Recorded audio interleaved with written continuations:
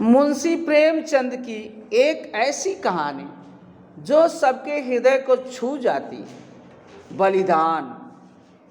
बलिदान कहानी जमींदारी के दिनों की एक काश्तकार किसान गिरधारी की कहानी है। ग्रामीण क्षेत्रों में धनवान ही प्रभावशाली होता है। गिरधारी के पिता हरखू की आर्थिक स्थिति अच्छी थी।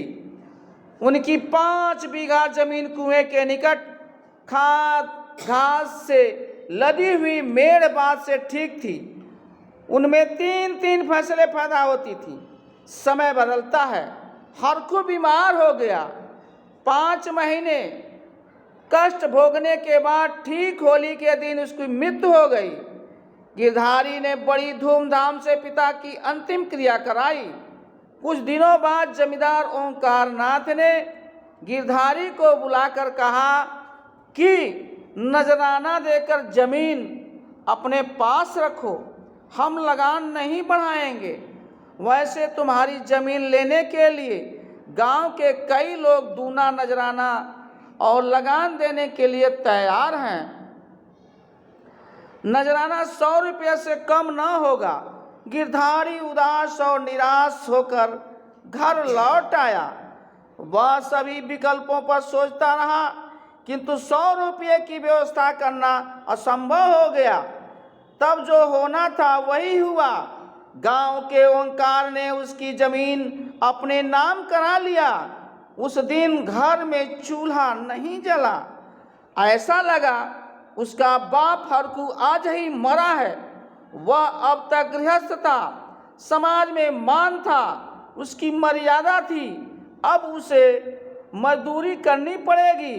कुछ ही दिनों में उसके बैल भी बिक गए, जिनकी चिंता उसे अपने से अधिक थी। बैलों के चले जाने के बाद वह अंदर से टूट गया। रात को गिरधारी ने कुछ नहीं खाया, चारपाई पर पड़ा रहा। सुबह उसकी पत्नी ने उसे चारों तरफ ढूंढा, किंतु वह कहीं नहीं मिला। चारों ओर खोज होने लगी, पर गिरधारी का पता नहीं चला। गिरधारी को गायब हुए 6 महीने बीत गए। एक दिन सुबह उसकी पत्नी सुभागी ने देखा कि गिरधारी बैलों के नाद के पास सिर झुकाए खड़ा है। सुभागी उसकी तरफ बढ़ी तो गिरधारी पीछे हटता हुआ गायब हो गया। इसी तरह एक दिन सुबह अंधेरे कालिका दिन हल बैलों को लिए खेत पर पहुंचा और बैलों को हल में लगा रहा था कि देखा कि गिरधारी खेत की मेड़ पर खड़ा है। वह उससे बात करने आगे बढ़ा। गिरधारी पीछे हटने लगा और पीछे वाले कुएं में कूद पड़ा। कालिका दिन हल बैल छोड़कर चीख कर गांव में भागा।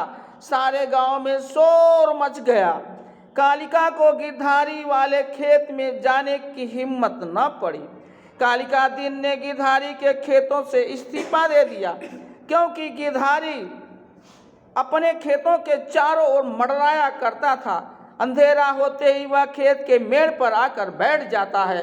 कभी कभी रात में उसके रोने की आवाज़ सुनाई पड़ती है। वह किसी से न बोलता है और न किसी को छेड़ता है। लाला ओंकार नाथ बहुत चाहते हैं कि कोई इन खेतों को ले ले, किंतु लोग नाम लेने से ही डरने लगे हैं। गिरधारी ने खेतों के लिए आत्म बलिदान दे दिया।